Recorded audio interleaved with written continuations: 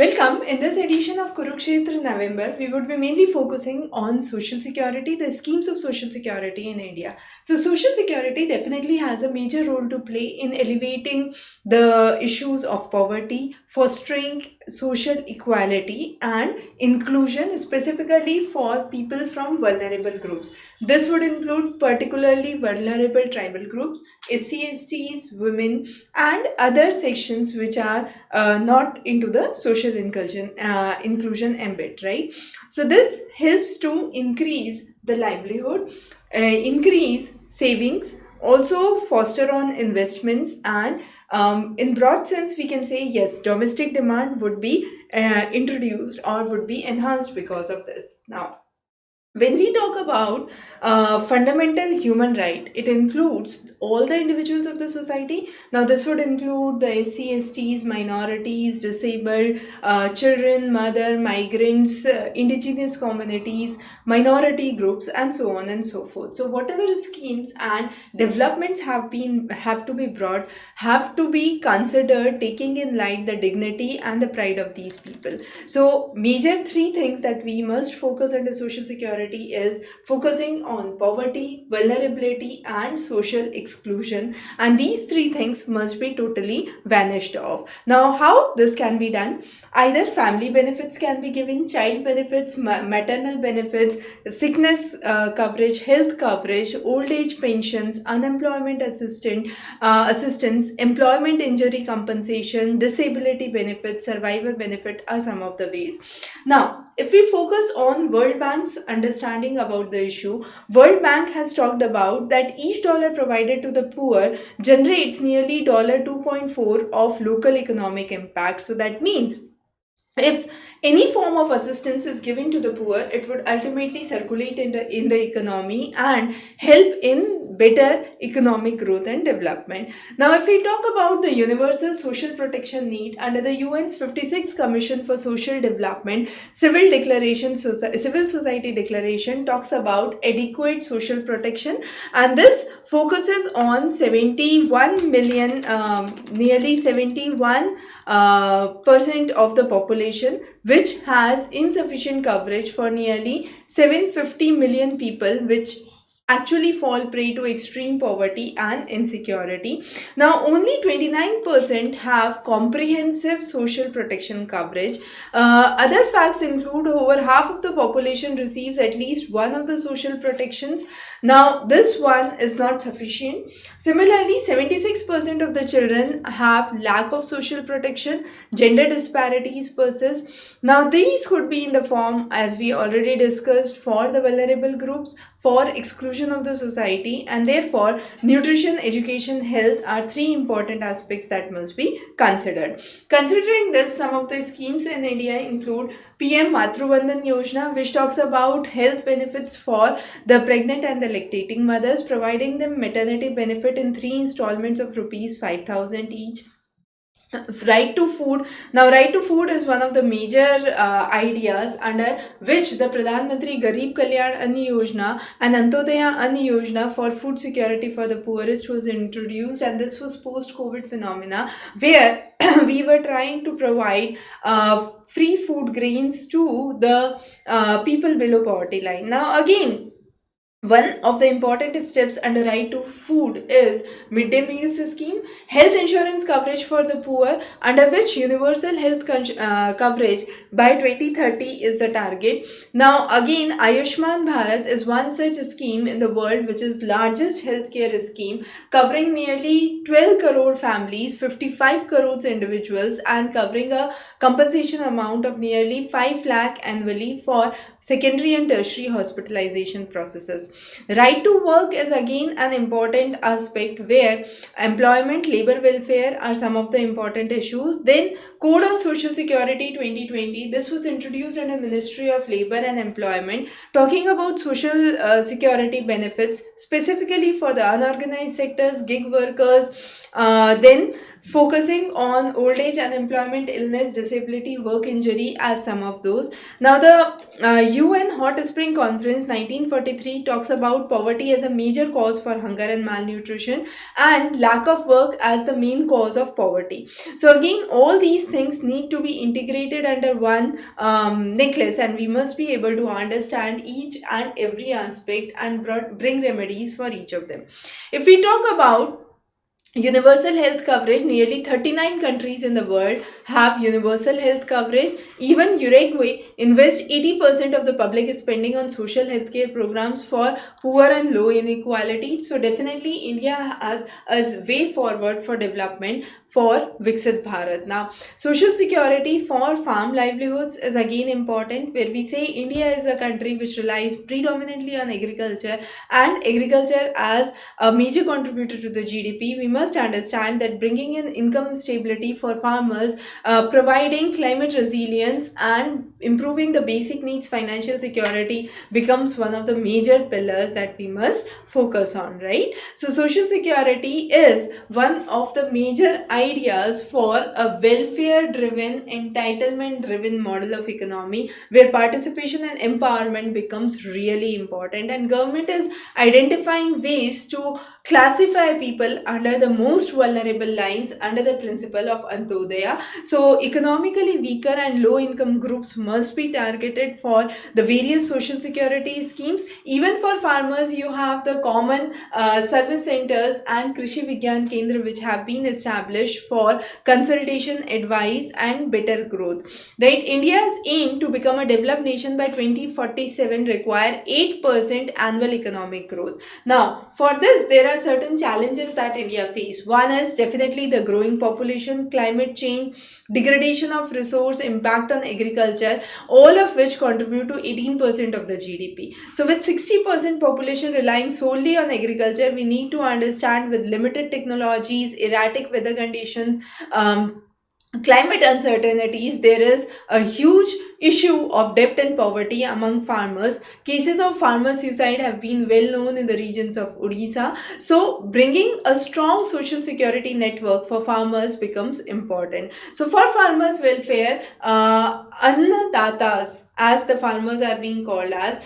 are really important stakeholders. So financial aid to the farmers, helping their families sustain, providing income generating schemes for them. For example, Pradhan Mantri Kisan Samman Yojana is one such a scheme, where annual financial aid of 6,000 to land holding farmers is distributed in 3 installments every 4 months directly to their bank account. Similarly, the initiatives like PM Kisan mobile app, doing eKYC, know your status module, focusing on the eligibility payment and eKYC completion, talking about PM Kisan AI chatbots, eMitra chatbots, are some of the benefits that has been provided and across 22 languages, so that it can reach every nook and corner of the country.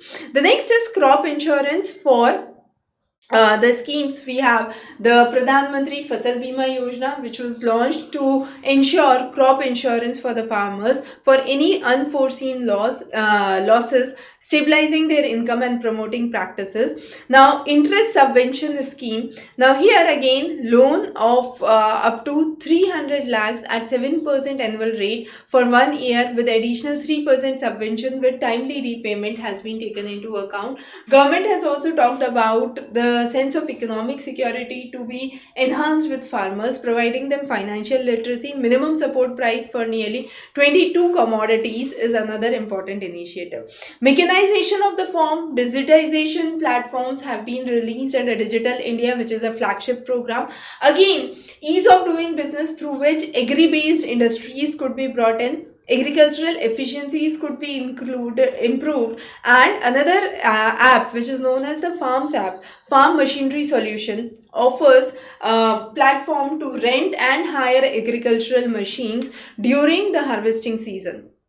The next is marketing the produce that has been grown in the farm. Now, to market the produce that has been grown in the farm, there are schemes like agricultural marketing scheme, which is the SAM scheme, ENAM scheme, which is the National Agricultural Market scheme, which is a common platform which links all the APMCs, the agricultural produce market commodities, or the Krishi Mandis as they are called as.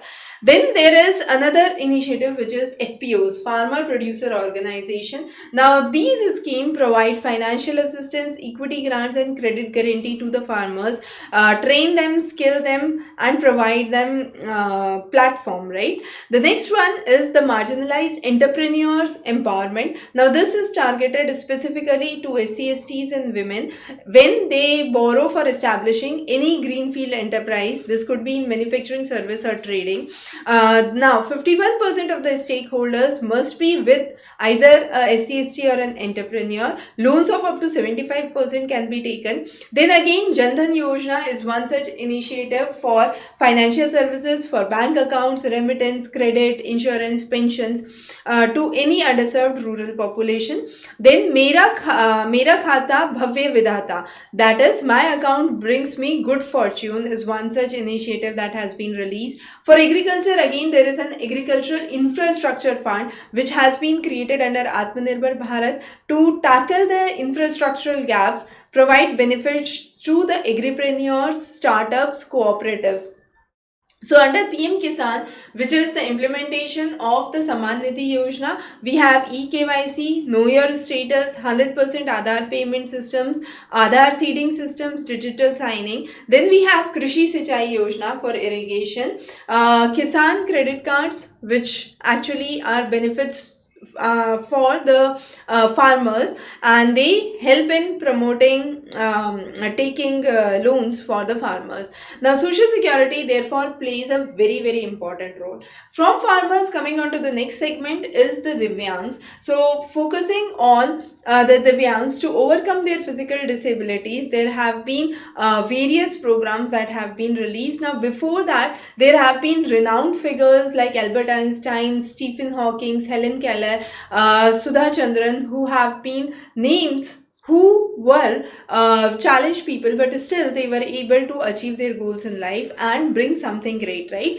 So there have been various agencies working forward for the Divyangs. Now again, when an applicant submit the application, it goes through the NDFDC institution and that is later on processed. Now if we talk about the total population of India, nearly 2% live with some form of disability. Now, in India, the highest state that accounts for disability is Uttar Pradesh. Of course, the states with higher population will have the higher proportion of disabled population. But yes, in Uttar Pradesh, it accounts for nearly 15%, right? Even followed by that, we have Bihar, West Bengal, Tamil Nadu, Maharashtra accounting from somewhere around 7 to 8%. Now, for this population, there has been two important initiatives. One is the National Skill Development Council, the another is the National Divyang Finance and Development Corporation.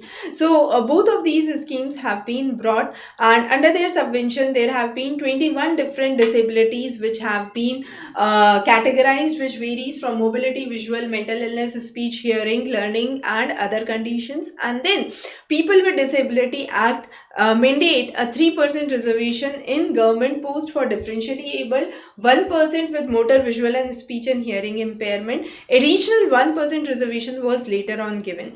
Then there is a trust which is known as Prerna. It is for marketing the support. So it's a financial support for participation in events like exhibition and fairs.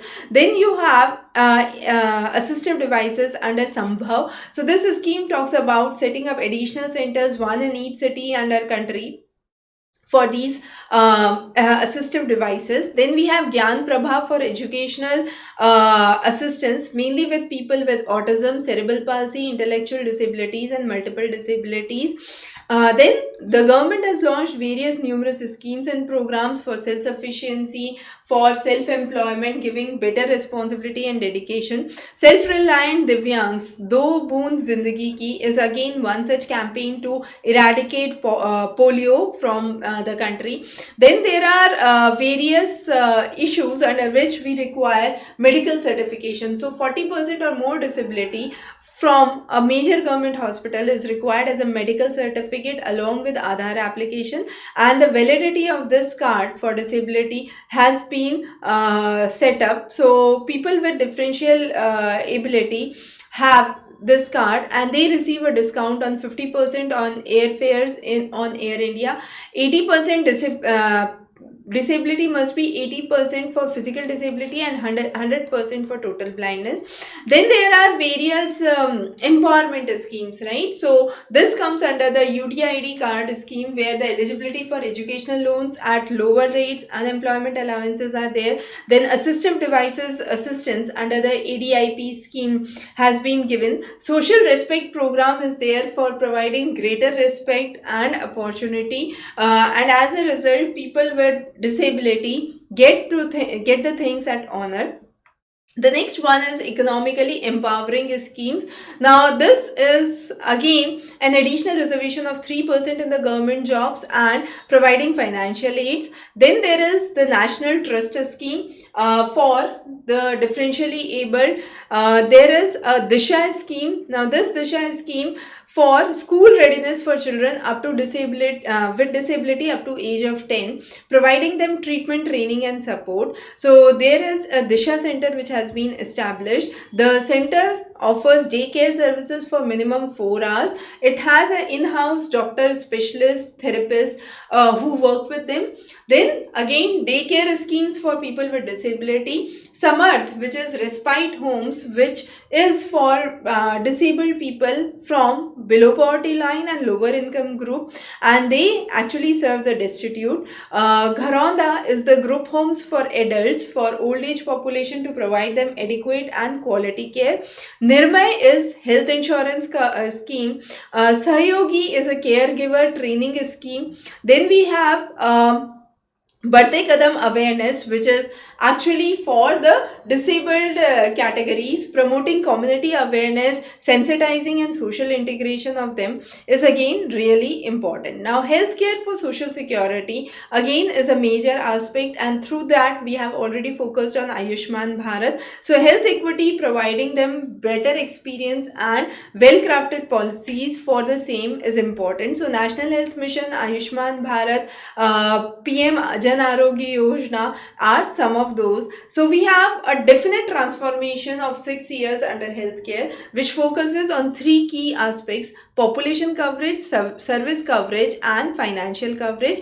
And Ayushman Bharat aims to address all these 3 aspects. Then we have Arogya Mandir, which provide various preventive, promotive and rehabilitative ways. Then ensuring health for all under the universal health coverage, where we are expanding the Jan Aushadhi Kendra, talking about generic medicine. Bharatiya Jan Aushadhi Pariyojana has been released for all the citizens. Then a scheme of free dialysis to support nearly 25 lakh people. Ayushman Bhavya campaign has been another one. So technology has been a great equalizer, specifically when we talk about the Digital India Mission. Through the Arogya Bharat app or the Ayushman Bharat app, there have been digital accounts that have been set up. Now tracking can be done for your digital health ID. Doctor's appointment can be scheduled via eSanjeevani OPD, even for institutes like All India Institutes in India. Then there are social security initiatives like PM Garib Kalyan Yojana for free grains, Ujjwala Yojana for free cooking gas, Jal Jeevan Mission for free water, Awas Yojana for affordable housing, Swachh Bharat for sanitation as some of those. So making India a land where you have better healthcare is important to ultimately boost the economy. Again, dignity for old age is important, and the schemes for the elderly we have already discussed. Now we have also seen that the individuals with 60 years and above have been growing in India, which were approximately 103 million in 2011. They are expected to grow to nearly 194 million in 2031, which is nearly double the figure, we can say.